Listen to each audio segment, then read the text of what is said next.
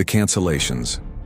Numerous airlines canceled international flights to Dubai through the weekend, as India's Civil Aviation Agency designated much of the Middle East, including skies above Jordan, Saudi Arabia, and Lebanon, as a high-security risk zone at all altitudes. Air India canceled all flights to Middle East destinations. Turkish Airlines said flights to Lebanon, Syria, Iraq, Iran, and Jordan were suspended until Monday, and flights to Qatar, Kuwait, Bahrain, the United Arab Emirates, and Oman were suspended.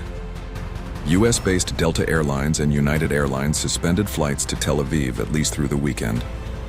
Dutch airline KLM had already announced earlier in the week that it was suspending flights to and from Tel Aviv.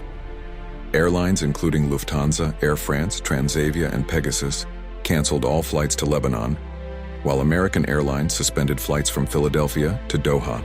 Virgin Atlantic said it would avoid flying over Iraq, meaning flights to and from India, the Maldives, and Riyadh could take slightly longer. The airline already was not flying over Iran and said all flights would carry appropriate fuel in case they need to reroute on short notice. British Airways said flights to Tel Aviv and Bahrain will be suspended until next week, and flights to Amman, Jordan, were canceled Saturday.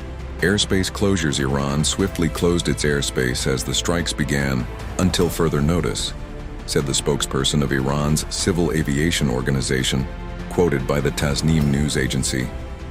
Israel also closed its airspace to civilian flights, Transport Minister Miri Regev announced.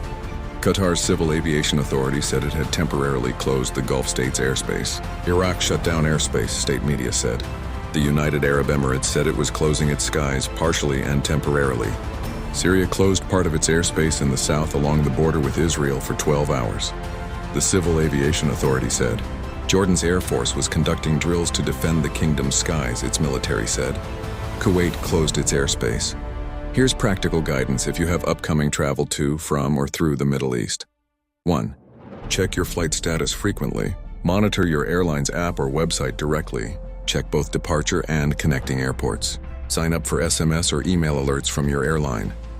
Contact the airline. If your flight is canceled, you're typically entitled to a free rebooking or a refund. If it's delayed significantly, you may be able to rebook without fees. The fastest contact methods are often the airline's app chat, social media direct messages, or local ticket offices. Consider alternative routing. With hubs like Istanbul, Doha, and Dubai facing delays, you may have better luck rerouting via Europe or Asia. Ask your airline about available options at no extra charge. 4. Be prepared for longer travel times. Airlines avoiding certain airspaces may add 1 to 3 hours to routes and require fuel stops. Avoid tight connections. Check your travel insurance. See if your policy covers trip interruption, political unrest, or airspace closures. Some credit cards also offer trip delay reimbursement. If you're already in the region, monitor local embassy advisories and register with your embassy if possible. Keep your departure options flexible. If you haven't departed yet and your travel is non-essential, consider postponing until airspace restrictions stabilize and airlines resume regular operations.